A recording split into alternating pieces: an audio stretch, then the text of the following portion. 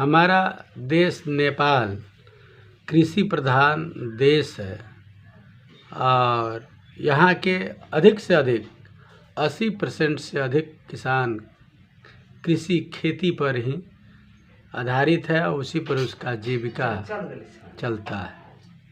इसलिए आज तक सरकार किसानों के लिए जो सुविधा जिस पर पूरे देश का जीवन जिससे चलता है उसी पर किसी प्रकार का ध्यान नहीं दिया गया। किसानों के लिए कोई सुविधा उपलब्ध नहीं कराया गया।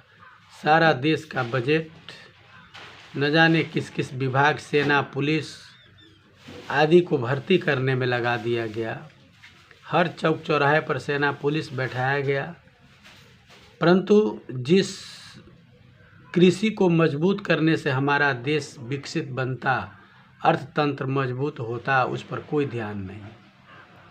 पहले तो केंद्रीय सरकार से लड़ने वाली बात थी कि केंद्र में आंदोलन करना है। काठमांडू में बैठकर देश चलाने वाला आदमी खेतों का हाल क्या जानता है और किसानों का दर्द क्या जानता है कि धान, गेहूँ, मक्के आदि जो अन्न है जिसको खाकर हम जीते हैं वह कितने परिश्रम करके और कैसे उपजाया जाता है, यह दर्द नेता और राजनीति करने वाले लोग क्या जाने। उन्हें क्या पता है कि यह अन्न जिसको खाकर हम जीते हैं वह कितने परिश्रम और मेहनत और पसीना चुआने के बाद तब कहीं यह अन्न फलता है धरती से। पहले तो केंद्रीय सरकार से आंदोलन और लड़ाई की बात थी, लेकिन अब शक्ति का जो बाँट फाड़ हुआ है देश में, तो अब तो स्थानीय सरकार हुआ है और नगर पालिका और गांव पालिका वास्तव में स्थानीय सरकार है और सभी प्रकार के विकास के लिए बजट हमारे नगर पालिका और गांव पालिका में आता है, ऊपर से भेज दिया जाता है। अब तो हमें काठमांडू या राजमार्ग में आंदोलन की भी आवश्यकता नहीं है। हम सभी किसानों को, देश भर के सभी किसानों को अपने अपने नगर पालिका में आंदोलन करके, घेराव करके तालाबंदी करनी चाहिए। बिल्कुल ऑफिस नहीं चलने देना चाहिए और सभी मेयर और उप मेयर से बैठकर किसानों को समझौता करनी चाहिए कि हमारा पहला विकास ये होगा कि खेत खेत में बिजली का पोल और तार पहुंचाया जाए ताकि हम विद्युत के माध्यम से अपने खेतों में पानी पटा सके और वर्ष में 3-3 बाली ले सके। पानी की सुविधा होगी तो फसल अच्छा होगा। और नेपाल सरकार को खेतों में पटाया जाने वाला जो पानी है, जो कृषि के लिए उपयोग किया जाता है, वह निःशुल्क करना चाहिए। उस पर किसी प्रकार का कर नहीं लगना चाहिए। ऐसा समझौता मेयर उप मेयर के साथ हम किसानों को करना। जब तक वह समझौता नहीं करता है, वो अपने नगर पालिका के लेटर पैड या पेपर पर, समझौता पत्र पर नहीं मंजूरी देता है, तब तक हमें आंदोलन करते रहना चाहिए। तालाबंदी, घेराव और नगर पालिका के सारे कामों को बंद कराना चाहिए और किसी भी कर्मचारी को ऑफिस में नहीं घुसने देना चाहिए। इस प्रकार का काम देशव्यापी होना चाहिए। देश के सभी नगर पालिका में सभी किसानों को आंदोलन और घेराव कर और तालाबंदी कर अपने अधिकारों के मांग के लिए हम लोगों को ये डटना चाहिए। अब कहीं काठमांडू या पोखरा या दूर जाने की आवश्यकता नहीं, अपने ही गांव नगर के नगर पालिका ऑफिस को बंद कराने की आवश्यकता है और 50, 100 या 200 जितना बंद पड़े उतने किसानों का भीड़ इकट्ठा कर बिल्कुल गेट बंद कीजिए और वहाँ उसके साथ समझौता कीजिए। प्रथम प्रस्ताव हमारा होगा किसानों का, खेत खेत में बिजली का पोल तार वहाँ पहुँचे और विद्युत के माध्यम से हम किसान पानी पटा सकें। सरकार को प्रत्येक 5 बीघा के बीच बोरिंग कराने की सुविधा, खर्चा प्रत्येक 5 बीघा पर इन्हीं स्थानीय सरकार को उपलब्ध कराना चाहिए।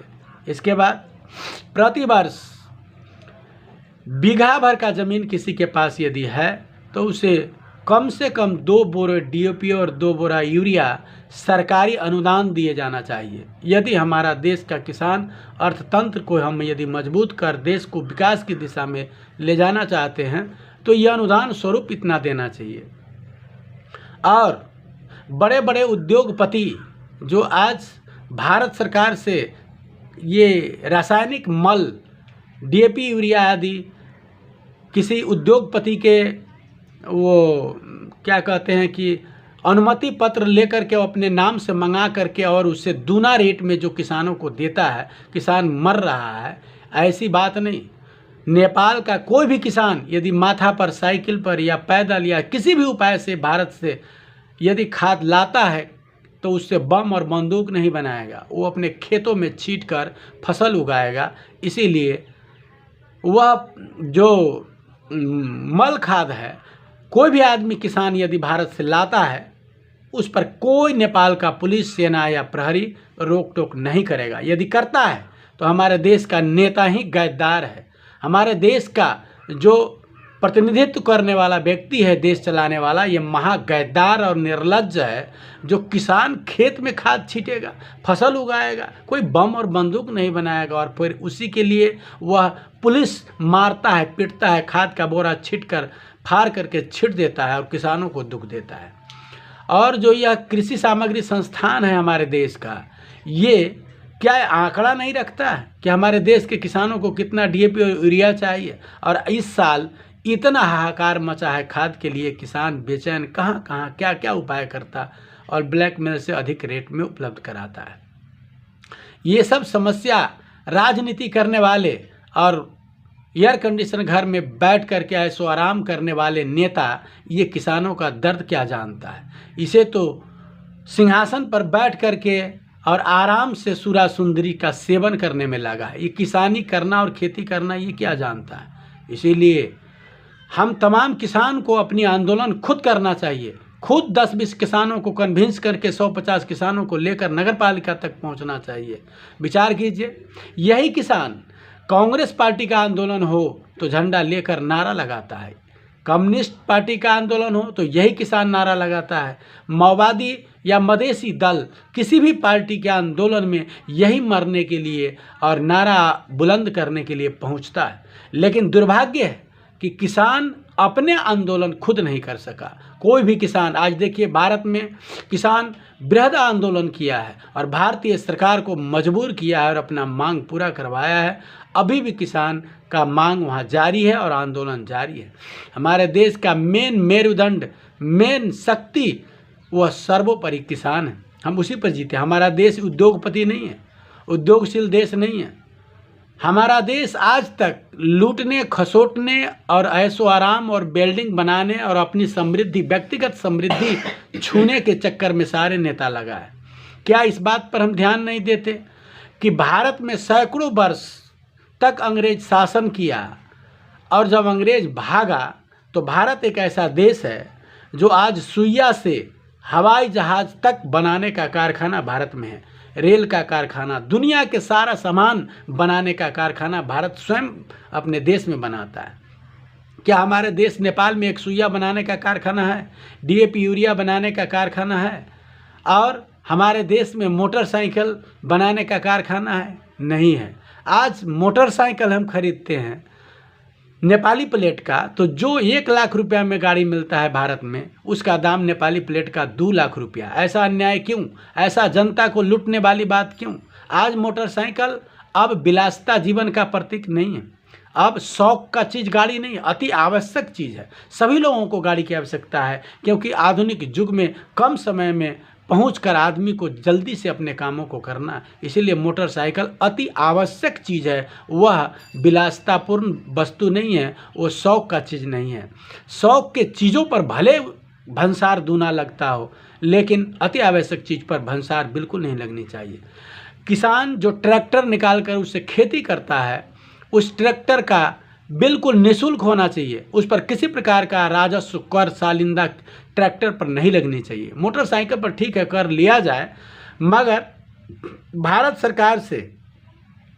भारतीय सरकार से नेपाल का जनता डायरेक्ट खरीद करेगा मोटरसाइकिल और वहाँ का एजेंसी का कागज लेकर नेपाल सरकार के राजस्व विभाग में जाएगा और 5,000 रुपये जमा कराएगा और नेपाली प्लेट उसे मिल जाएगा कर विभाग से, और वो अपने गाड़ी में लगा। ऐसी सुविधा होनी चाहिए। और प्रतिवर्ष नेपाल सरकार का जो कर है वो अपना बुझाता रहेगा। लेकिन 5,000 रुपया मात्र देने से नेपाली प्लेट मिलना चाहिए। 1 लाख का सामान 2 लाख में नहीं, ये डाकू लूट रहा है और उद्योगपति धनी हो रहा है और जनता और गरीबी के दलदल में फंसता जा रहा है। इस प्रकार हम किसानों को यह भी प्रस्ताव करना चाहिए कि कोई भी मरीज प्राइवेट या सरकारी हॉस्पिटल में यदि इलाज कराता है और कराते कराते यदि मर गया तो मरे हुए लाश में जितना खर्चा हुआ है वो बिल्कुल माफ़ होना चाहिए, निःशुल्क होना चाहिए। मर जाने के बाद, रोगी के मरने के बाद उससे खर्चा जो बना है वो नहीं लिया जाना चाहिए, चाहे वो प्राइवेट हॉस्पिटल हो या सरकारी। ऐसा कानून बनाया जाना चाहिए। पुण्यात्माओं, विचार कीजिए, क्या कांग्रेस सरकार ने किसानों के लिए लड़ाई किया, आंदोलन किया? क्या ये माले ने किया? क्या माओवादी ने किया? या कोई मधेसी दल ने आज तक किसानों के हक हित के लिए आंदोलन या लड़ाई किया है? नहीं किया है। इसलिए हम किसानों को जगना होगा, हमें ही अपनी क्रांति करनी होगी, हमें ही अपना नेतृत्व करना होगा और 10-20 से ही सही, 50-100 ही सही, उतने ही किसान जाकर देश के सभी नगरपालिका के सभी किसानों को अपने नगरपालिका का घेराव कर इतना प्रस्ताव उनसे पास करवाना चाहिए। और सभी किसानों को जब 5 बीघा के बीच बोरिंग सरकार उपलब्ध कराएगा तो उसमें मोटर, जो विद्युत से पानी पटाया जाएगा बिजली से, वह मोटर भी सरकार निःशुल्क उपलब्ध कराएगी। ये स्थानीय सरकार का काम है। यदि स्थानीय सरकार इतना पर्याप्त नहीं कर सकता तो वो केंद्र सरकार से मांग करेगी, सभी नगरपालिका केंद्र सरकार से मांग करेगी और उस प्रकार का सुविधा हमारे नगरपालिका में उपलब्ध कराया जाएगा। ये सारे समझौते किसान और मेयर के बीच होनी चाहिए। यदि मेयर इन बातों को नहीं सुनता है तो अब काठमांडू और सिंह दरबार खटखटाने की आवश्यकता नहीं है। नगरपालिका में ताला मारिए और किसी दिन कोई काम नहीं करने दीजिए और धारणा देते रहिए जब तक कि वो हमारा शर्त मंजूर नहीं कर लेता है। इस प्रकार मेयर और किसान के बीच समझौता कर अपनी मांग को पूरा कीजिए, क्योंकि इस धरती का ही, इस देश का किसान ही भगवान है जो सारे लोगों को भोजन देता है। चाहे वो प्रधानमंत्री हो या मजदूर, सभी लोगों को भोजन देने का काम किसान करता है। किसान का काम सरकार को करना होगा। यदि किसान जगेगा तब, आज तक किसान जगा नहीं है, ये दूसरे के पीछे पीछे चला है। अब स्वयं अपने पीछे चल के किसानों को दिखाना होगा और अपना मांग पूरा। जो बच्चा रोता नहीं है उसकी माँ उसे दूध नहीं पिलाता। इसीलिए हमें अब जगना होगा, अपनी आवाज़ बुलंद करनी होगी और देश के सारे किसान अपने अपने नगरपालिका को इस मांग को पूरा करने के लिए मजबूर करना होगा। धन्यवाद। और इस किसान के आंदोलन में तमाम आध्यात्मवादी साधु संतों को भी साथ देना चाहिए, क्योंकि सभी साधु संत जब जग करता है तो किसानों से चंदा लेता है, उसी से सहयोग करता है और उसी के द्वारा मठ मंदिर भी चलता है। इसलिए संत समाज और आध्यात्मिक लोगों से भी मैं निवेदन करता हूं कि आप कृषि आंदोलन में भरपूर सहयोग दें, मदद करें और इस आंदोलन को सफल बनाएं। इस प्रकार का विचार बार बार मैं फेसबुक, यूट्यूब पर डालता रहूँगा। यदि मेरा विचार अच्छा लगा है तो आज ही से आंदोलन शुरू करना चाहिए, कल परसों से आंदोलन शुरू करनी चाहिए और इन विचारों को सुनकर दूसरे को, तीसरे को, चौथों को, एक कान से 100 कान तक पहुंचाना चाहिए और इस काम को सफल बनाइए। इन विचारों को बार बार मैं फेसबुक, यूट्यूब से प्रसारण करता रहूँगा और भरसक पूरी शक्ति और सामर्थ्य से इस आंदोलन को सफल बनाने में मैं तन मन धन से लगूंगा और सभी लोगों से यही निवेदन करता हूं। धन्यवाद। जय किसान, जय भगवान।